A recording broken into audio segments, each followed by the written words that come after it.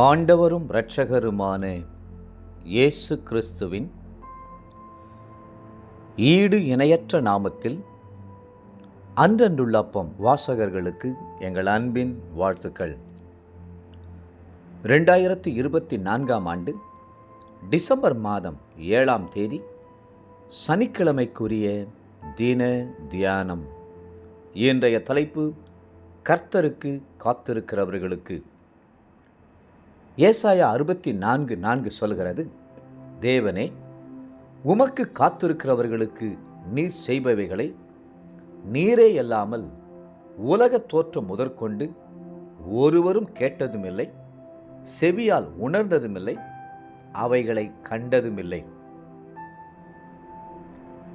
கர்த்தருடைய பாதங்கள் இனிமையானவைகள். அவருடைய பாதத்திலே காத்திருக்கும்போது அளவற்ற தெய்வீக பிரசன்னம் நமது உள்ளத்தை இனிமையாய் நிரப்புகிறது. கல்வாரி அன்பு நதி போல ஆத்துமாவை களிகூர பண்ணுகிறது. அவருடைய பாதங்களில் காத்திருக்கும் நேரம்தான் எத்தனை சமாதானமும் சந்தோஷமான நேரம். பரிசுத்தவான்கள் அவருடைய பாதத்தை நேசித்து அவருடைய பாதத்திலே காத்திருந்தார்கள். மார்த்தாளின் சகோதரியாகிய மரியாள் இயேசுவின் பாதத்தருகே உட்கார்ந்து அவருடைய வசனத்தை ஆவலோடு கேட்டுக்கொண்டிருந்தாள். லூக்கா 10:39. இதனால் மரியாள் தன்னை விட்டு எடுபடாத நல்ல பங்கை தெரிந்து கொண்டாள் என்று வேதம் சொல்லுகிறது. லூக்கா 10:42.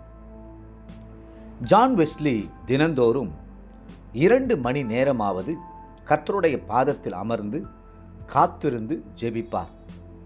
மார்ட்டின் லூத்தர் தினந்தோறும் 2 முதல் 3 மணி நேரம் கர்த்தருடைய சமூகத்தில் காத்திருந்து வழி நடத்துதலையும் ஆலோசனையும் பெற்றுக்கொள்வார்.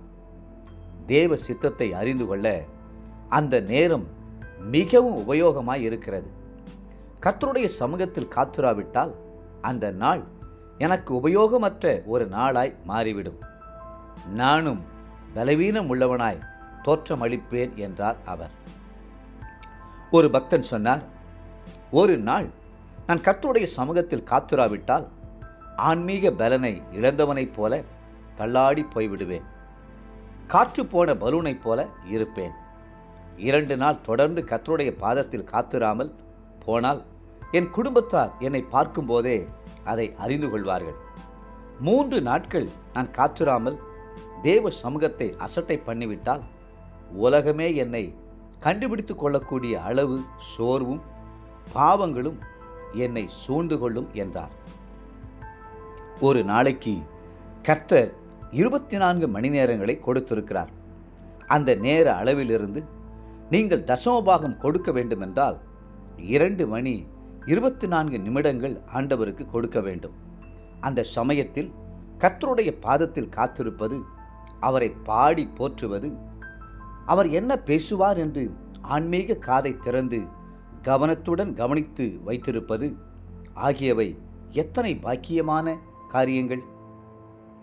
அநேகம் பேர் நேரங்களையும் நாட்களையும் வீணாக்கிவிட்டு பிரச்சனைகள் அலைமோதும் போதுதான் கர்த்தாவே கர்த்தாவே, ஏன் எனக்கு இந்த பிரச்சனைகள், ஏன் எனக்கு இந்த போராட்டங்கள் என்று அலைமோதுகிறார்கள்.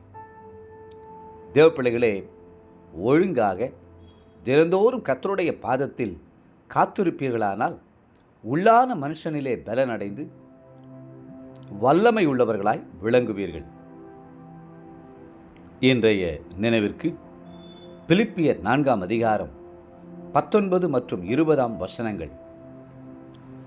என் தேவன் தம்முடைய ஐஸ்வரியத்தின்படி உங்கள் குறைவையெல்லாம் கிறிஸ்து இயேசுவுக்குள் மகிமையிலே நிறைவாக்குவார். நம்முடைய பிதாவாகிய தேவனானவருக்கு என்றென்றைக்கும் மகிமை உண்டாவதாக.